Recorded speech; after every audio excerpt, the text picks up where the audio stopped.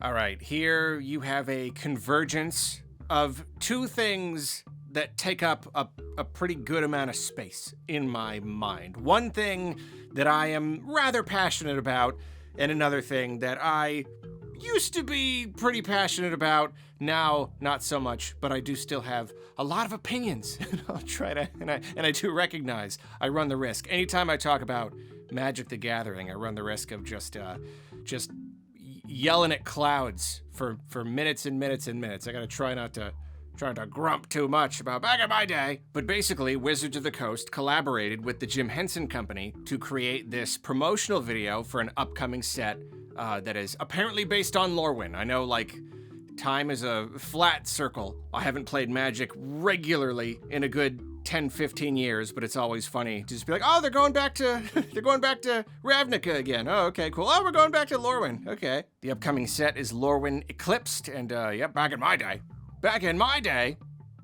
it was just Lorwyn. It was the first time. It was the first time we went there. How many have they returned to Lorwyn between then and now? Let me check. No, it doesn't look like it. I'm on the wiki. I'm not seeing anything between then and now. Lorwyn was the worst selling large set of its time in the history of the game.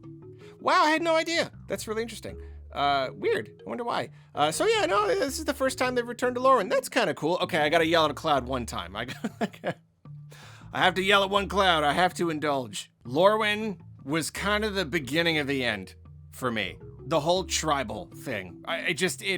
It felt so overpowered at the time. Probably just a reflection of my own deck building skills that needed a lot of work. But like, I don't know, we had spent years crafting these amazing decks, and then anyone could just come in with a pre-constructed elf deck, and every elf gives every other elf every single thing, and they would beat us, and that really made me mad. I did not like it. And then Shadowmoor and Eventide. Oh my gosh, like the power creep. Like that to me is when the power creep just became completely untenable. I could not do it anymore. It was just like, oh, okay, so they're just gonna print cards that are just twice as powerful now. Okay, great, cool, thanks. Okay, anyway, moving on. The Jim Henson Company has produced a Boggart Ballad, which is basically a 3-minute rock opera, just kind of about Lorwyn. And another small aside, see, again, this is why I don't talk about this stuff. It's really funny because I really appreciate how Magic has this underlying story, and all of the cards and everything, it all references all the stuff that happens in the story. I never, ever got into the story, and I never really understood what these sets were about canonically. I'd have some vague details. Oh, Shards of Alara. It's a big world, and it was fractured into these different sections, and that's why they kind of evolved to only have those colors. Okay, sure, I get that. Time spiral, time shenanigans, sure. But with Lorwyn, I think I just didn't really know that the whole thing was that, there's the day world and the night world, and they're two completely different, but or kind of mirror opposite worlds that were unaware of each other. I didn't realize that was a thing, and I don't know why. That's weird. I don't know why I didn't get more into the story. I have no idea. I would get the fat packs, and they would come with the novels. I just wouldn't read them. I don't know. I love all this stuff. I love all this fantasy stuff. All that would do was make the cards better and more exciting. I just never did. None of my friends did either. And we all loved epic fantasy stuff. Literally no clue why. For some reason, it just didn't appeal to us. So anyway, that is apparently what Lorwyn is about. And that is what this rock opera is about. It's about two boggarts, and they are singing essentially a ballad, a duet with each other from opposite sides, from the day side and the night side. And it's really fun. Oh, and I should mention, we're just using still images here, unfortunately. The Jim Henson Company is sadly very aggressive in my experience about copyright claims. Recently I wanted to use a really little, a short Fraggle Rock clip in one of my videos, and no, that was not okay. It got flagged immediately. I had to re-upload it. I tried to edit it so that you could only see part of it, and that didn't work either. Which is really unfortunate because I would love to do more Muppet content. Everybody's always begging me to do more Muppet content, and yet, Well, I mean, overall Henson content. Muppets are now Disney. I don't know how aggressive they are, but like, Jim Henson stuff, Fraggle Rock Labyrinth and stuff. Yeah, like I said, they're very, very aggressive. And I don't know how I'm supposed to talk about this stuff when even a short clip will get me flagged. So that's one reason why I've been kind of careful about this stuff. Really, any visual medium that's not video games, it's a whole different kind of thing I gotta be careful with. So yeah, we're playing it safe and we're just doing pictures here. So I mean, obviously go watch the thing yourself if you want to see it in action. It's on YouTube. But I will say, it's fun.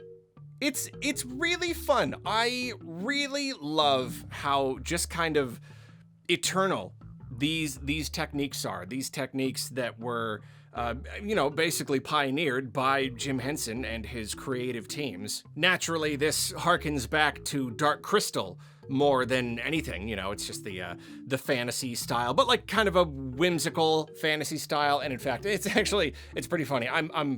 I think those are Kithkin in this image right here. 100%. Those are reused podlings from the Dark Crystal show they did a few years back. Maybe they're not trying to be Kithkin. Maybe they're just other goblin-ish creatures. I really don't know, but no, they're definitely podlings. But anyway, yeah, like this whole thing, it's like, I love these kinds of productions because you can definitely see how the medium and how the techniques have evolved, like it's a lot more, it's just like the newer Dark Crystal show versus the original movie. It's just more refined, obviously we can see where computers have made a lot of this easier.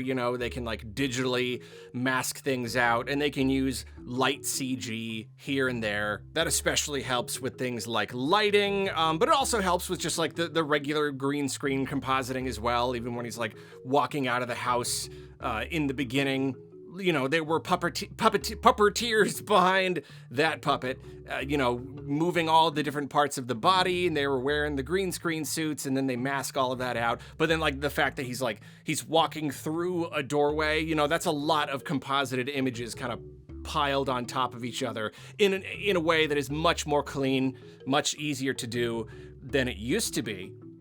But at the same time, most of what we see here is the same stuff pioneered by Henson and his teams decades ago. I imagine the animatronics and like the radio controlled stuff has definitely gotten more compact and easy to work with here and there. But yeah, for the most part, we're seeing the same techniques, the same kinds of rigs, the same mechanisms in action. And even just the style, the way that their faces are constructed, the way that the eye looks and how it moves around and how much like eyelid there is and the rest of the face, how it's animated. It's just like, it's the same as it ever was. It's very Dark Crystal, but it's also very Dinosaurs. Dinosaurs was that 90s show where it was like a, family sitcom, but all the characters were dinosaurs, and like, I'm reminded of Dinosaurs more than anything when I look at the faces of these characters. And it's great. It really is just a very warm, fuzzy, nostalgic kind of feeling, He looks at the camera and he pulls a face and it's just like, I've seen that face. I saw that face when I was a kid. Some of the characters in Dinosaurs, some of the puppets look just like that. It's really lovely. But we're not just seeing animatronics here. Of course, we're also seeing just regular, traditional, hand-manipulated puppets. Like a person would have their hand in there and they would be operating the mouth, and it looks like there's a good amount of like bending to the mouth plate. That's probably all done with just with the hand, but then somebody else off camera is operating the rest of the face. In productions like this or Dark Crystal or Dinosaurs, if you have like a bigger character whose entire mouth is more or less being manipulated through the use of animatronics, then that would usually require that other performer, the one off camera, to be doing the voice as well, because they're doing the voice as they are animating the mouth, and the active performer and that performer would be kind of working in tandem. Here, where you have the in front of the camera performer operating the mouth, I would imagine that they're probably doing the voice, even though in a case like this, it's very likely that they are dubbing in the voice after the fact, if it's or before the fact, they're doing the song and then they're kind of going along with it. My point is, though, I imagine that the secondary performer would mainly just be doing like I see like the eyebrows and the eyes. You know, they'd have like kind of like a little rig. You slip your hand in there. That's called a Waldo, like a thing where you slip your hand in and you can manipulate all the different parts of the face. Sometimes even just with like one hand. Oh, except I want to say with a Waldo, that's more about like doing the actual mouth movements and like the movement of the head as well. Would you still call it a Waldo if you weren't doing the mouth movements?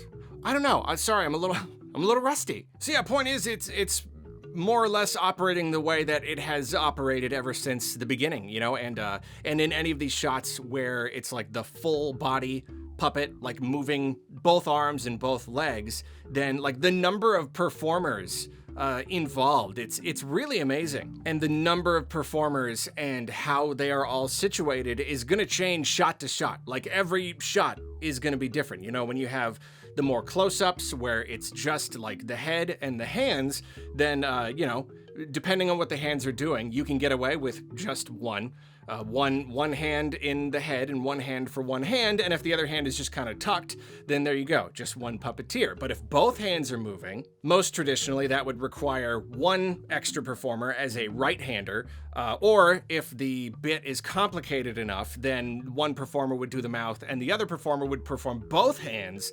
But usually it's just a right-hander. Usually it's like mouth and left hand, and then somebody there with the right hand. But then, of course, in this case, you also have the person off-screen doing the animatronics for the face. But then in the full body shot, you're gonna get at least one extra person to do the feet as well. I wanna say that depending on what the puppet needs to do, you could have one person on one hand, one foot, and another person one hand, one foot. Not 100% sure. I've not actually been on one of these sets, unfortunately. But for some of these more complex shots, you could easily be looking at 4 different performers. Someone doing the mouth, hands, feet, and animatronics. And that's awesome.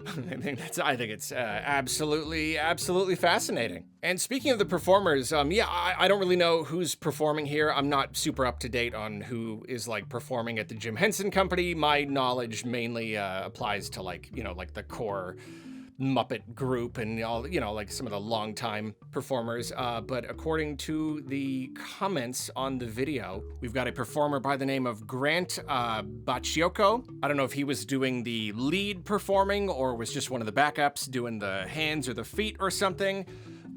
If I had to guess, I would say that just one performer or set of performers were working on both puppets because they're both like nearly identical puppets and they're never in the same shot at the same time. So they probably just had, you know, one person doing both voices or both main performances. But yeah, I'm really not sure. Grant seems to have a lot of credits to his name. He's worked on a whole bunch of different stuff. So yeah, I would not be surprised if he was the lead performer here. So good on him. Obviously did a very, very good job. But yeah, I guess that's it. It's nice. It's really nice. I mean, I'm always surprised when companies do these kinds of promotional videos because it's just like, I mean, they obviously spent a good amount of money on this. Like, this is a real, you know, it's not a huge production. It's no Dark Crystal, but like they had to build some puppets and they had to build some sets and they had to do some editing and they had some performers and like this was a thing. They had to write the song. This was a real production. And I don't know, like, would this contribute to even $1 in additional sales? Probably not. Or is it just kind of something that they like to do because it's fun? Because apparently every once in a while they do, they just do fun promotional videos for their stuff. Yeah, I'm looking here. Like 1 year ago, they did a animated Bloomborough trailer. So yeah, oh, that's cool. Don't even get me started on Bloomborough. Man, when I was like I'm never gonna play Magic ever again. Nothing will ever pull me back. Wait, they're doing like a Redwall like magical mouse animal set? You kidding me? If there's been anything that almost pulled me back. Ooh, Bloomborough looks so good. But anyway, yeah, this was really fun. And you know what? I really do like talking about this stuff. I really do like talking Henson stuff and puppetry. And yeah, people are always getting on my case to do more of it. So I still got to figure out how I can while like actually showing real footage. Because I mean, like, come on, like they're puppets. It's a very visual medium. So it kind of defeats the purpose if I'm not able to show them in action. So I don't know, maybe there's a way around that. Maybe if I keep the clips short enough, you know, of transformative content or whatever. I don't know. I haven't really looked into it too much, but one of these days I need to sit down and figure out how to do it, because yeah, I do like talking about it a whole lot. And if there's enough demand for it, maybe one of these days I'll also sit down and make some videos grumping about Magic the Gathering. We'll see.